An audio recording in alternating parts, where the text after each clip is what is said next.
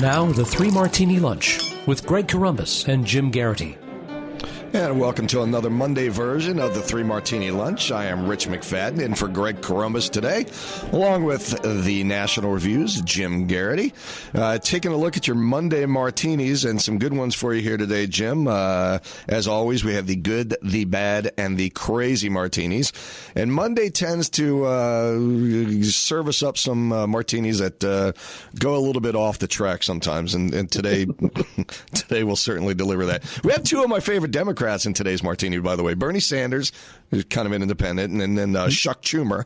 So my favorite guy, Chuck. So anyway, let's start out with the good. Chuck Schumer wants red state Democrats to remain undecided on Brett Kavanaugh. So I'm confused as to what this does for him, how they think they're going to stop anything, and whether holding off on what you think about Chuck Schumer, his plan to hold off on Kavanaugh. What does he think he's going to get out of this besides beating over the head for another month? I suppose this gives him the opportunity to say, well, look, we fought the good fight on Brett Kavanaugh. We held out as long as we could. We didn't just roll over. You know, there was a little bit of a belief that, some Democrats thought for a while they were going to be able to stop Gina Haspel or the Mike Pompeo nominations. And as soon as Joe Manchin, the relatively endangered West Virginia Democratic senator, said, nah, I'm in, all of a sudden they were in trouble, and it was pretty clear that this was all, So his aim is asking all of them, hold off, right? Don't get publicly committed. Say you need to review more. Keep your powder dry.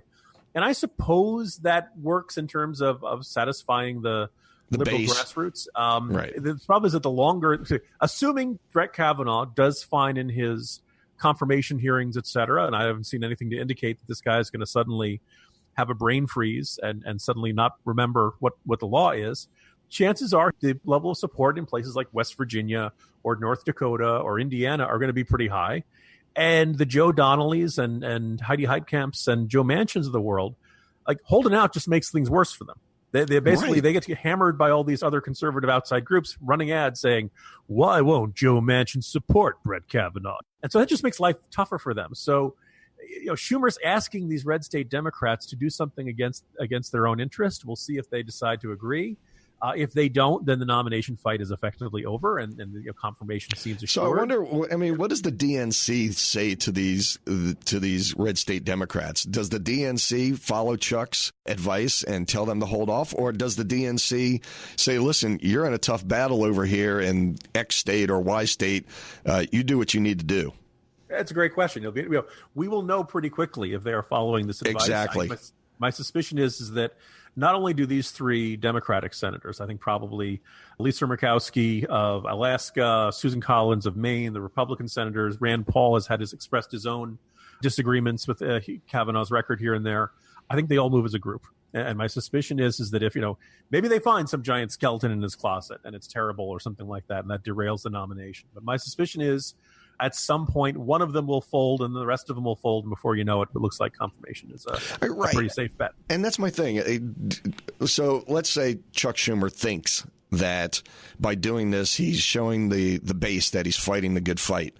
Does the base really think that they have a chance of stopping this? There's nothing that they can do. Stranger things have happened. You could point to the Harriet Miers example or something like that, but I don't see any reason to think that you're going to see a significant number of Republican senators disagree with Kavanaugh. And most of these, answers that you'll get in hearings will be, Senator, that's a very important issue, and I look forward to discussing that with you further. However, it would be wrong for me to prejudge any issue that could appear before the court. And he's, 1, 2, 3, punt, kind of is the exactly. All right. So once again, Chuck Schumer is just throwing darts. We'll see if he gets anywhere. All right, so to the bad martini, and when it's bad, it's really bad. Bernie Sanders really wants to spend a lot of money. I mean, this guy is just itching to dig into your pocket, your wallet, and just take out as much money as he can and spend it on everybody else's health care. If he gets his chance, what do they get to spend? Another $3 trillion a year? Lay this out. How does he want to do with his health care plan? How would this all help us? Yeah, so the Mercatus Center, which is over at George Mason University, not too far from where I'm speaking right now, has done its own review of the numbers and their projections of what it would take to enact Medicare-for-all, as put forth by Bernie Sanders and various other progressive Democrats. You may have heard of Alexandria Ocasio-Cortez. They run the math and they conclude that it's going to cost $3.2 trillion per year, or $32 trillion over 10 years. Wow. Now, for perspective, the entirety of U.S. tax revenue is about $3.4 trillion. So we could pay for that and have like $200 billion to pay for everything else, including defense, Social Security, Medicare. I guess we wouldn't need Medicaid or Medicare because everybody would be under Medicare-for-all. Parks program, Department of Commerce, every other thing that the government does, we'd have $200 billion to pay for. Now, we currently spend $4 trillion a year. So any way you want to slice it. Of course, the Bernie Sanders folks are saying, no, you can't trust them. They're allied with the Koch brothers. And as we all know, Rich, that when you're allied with the Koch brothers, math changes. Right, exactly. The number. Right. You're not spending what you really say you're spending. Change at all. Right. Okay, let's say the estimates can go as little as $2.4 trillion, which is still, more than half of what the total amount. So of in Bernie's perfect world, how do we get the money to pay for this? What is he saying is the plan to be able to pay for this? Rich, we tax the millionaires and the billionaires and the big banks. It's interesting because we went. Ironically, his home state of Vermont went through this. They were going to create single payer up in New York, in Vermont state. And this was Democratic governor, Democratic state legislature, some of the same advisors who were involved in Obamacare. And this, Republicans were not a factor in this debate. There just weren't enough of them in Vermont. They were outnumbered by Ben and Jerry. Right, by Ben and Jerry. And they ran the numbers. And eventually the governor backed away and said, we can't. This would require us to spend something like 2 to 3 times the total amount of state government spending. And we just wouldn't be able to enact the tax cuts big enough to pay for it all. And we couldn't count on a certain amount of federal reimbursement and things like that. Needless to say, progressives were stunned and horrified by this. And again, I can't emphasize this enough. This was not big, mean, scary Republicans saying we can't afford it. This is Democrats who had totally fallen in love with the idea, did the math and said, holy smokes, this can't work. We just don't have enough tax revenue in the state to run this. The reason I nominated this as our bad martini of the day is that, look, it's fair to say the voters don't really care that much about the deficit and the debt. We all remember Obama versus Romney. Apparently, right. It's fair to say that the Trump tax cuts, as much as we're enjoying them, as good as the economy is, it has increased the deficit to this year. We're probably approaching something in the neighborhood of $1 trillion, and the near future doesn't look great. Basically, the Democrats have said, voters don't care about deficits anymore. Well, we're going to go crazy with spending. This means all restraints on spending proposals.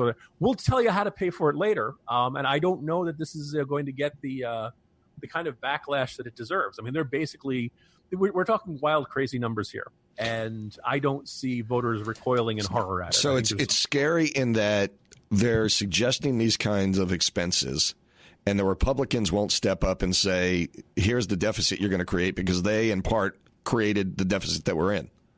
Yeah, I mean, it's fair to say that, Republicans stopped worrying about the deficit and the debt starting in 2016. Having said that, I think I've gone back and forth on this, Rich, and kind of had this question. Yeah. On how obligated are Republicans to drag the public kicking and screaming down a path of fiscal restraint that they clearly have no interest in?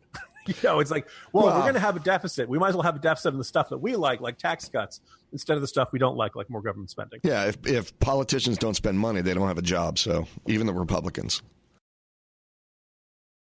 All right, let's move on to the crazy one. Not that that's not crazy enough, but let's move on to the crazy martini. And this one kind of scares me, too. I didn't think the Bernie Sanders one scared me because I didn't think it was actually possible. But after that, I don't know. All right, so the crazy martini. The Washington Post and the Boston Globe both say that the TSA has a program of watching people. Now, this isn't really news, is it? Didn't we all know that they're always watching us? Yeah, so it's front page of the Globe on Sunday. It's on the front page of the Post today. And it sounds very dramatic. Federal air marshals have for years been quietly monitoring small numbers of U.S. air passengers and reporting on in-flight behavior considered suspicious, even if those individuals have no known terrorism links, the Transportation Security Administration said on Sunday. Since 2010, this program is asked to identify passengers who raise flags because of travel histories or other factors. And so since before 9/11, they've been doing this. Yeah. Conduct secret observations of their actions, including behavior as common as sweating heavily or using the restroom repeatedly. Now, Rich, we've seen stories like this a lot in the era, post 9/11 era, surveillance programs, and inevitably like, oh, and I kept reading through this story, waiting for the tale of abuse of this authority. The idea that this person was arrested because he, napped too much or sweated too much, right. or this person was put on the no-fly list because he used the bathroom. You're waiting for the example of, okay, here's this, government observation of ordinary citizens with no criminal histories, and there isn't any example in the story. And so I'm kind of like, well, okay, like, isn't this kind of what air marshals are supposed to do? Is watch people for suspicious activity? Hey, let me ask you something. Is urinate, if you were in Vegas and you had a few too many and you had to use the bathroom a bunch on your flight back, and are you now on record as somewhere that you're a flyer that was nervous and used the bathroom a lot? Does the government have your information? Are you in the TSA frequent peer program? Right, exactly. Exactly.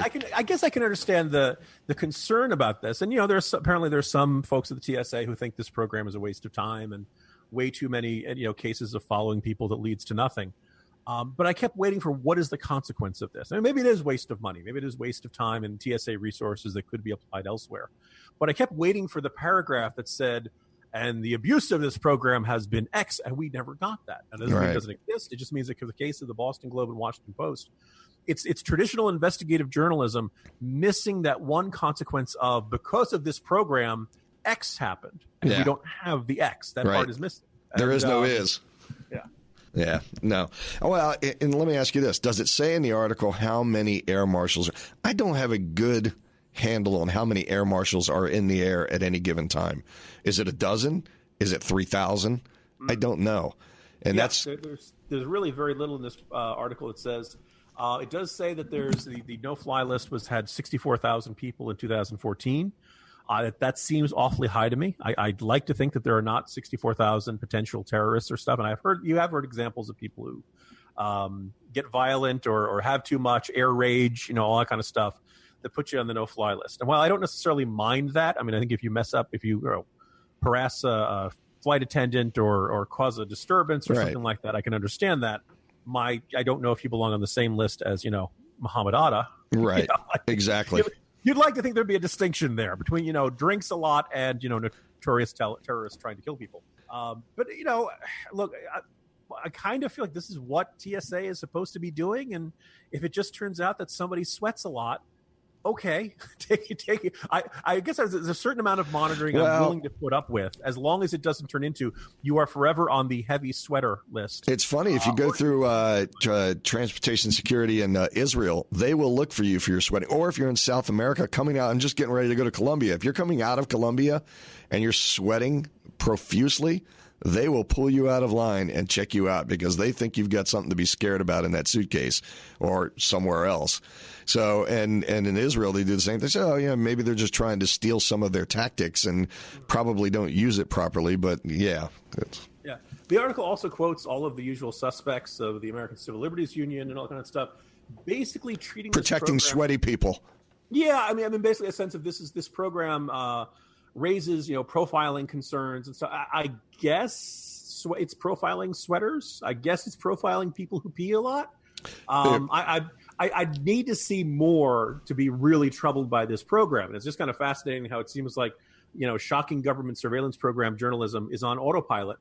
No pun intended, because it's kind of like I kept waiting for the case of, that something terrible had happened because of this program. And as far as we know, it's basically air marshals who feel like they've had their time wasted, which is bad. But it's, in the grand scale of our government, that's, I want as much profiling as humanly possible. Profile everybody. Profile me. Yes, if I'm sweating and going to the bathroom, take a look at me because something might be wrong. Likely, I mean, look, I had too many beers in Vegas, but dehydration or not. Right, exactly. I know. All right, well, there it is. Your good, your bad, and your crazy martinis for your Monday. Please check in with us tomorrow for more good, bad, and crazy martinis. Jim Geraghty's here all week long. And with your special secret guest host filling in for Greg Columbus this week, I am Rich McFadden from Radio America saying thank you for joining us and have a great martini lunch.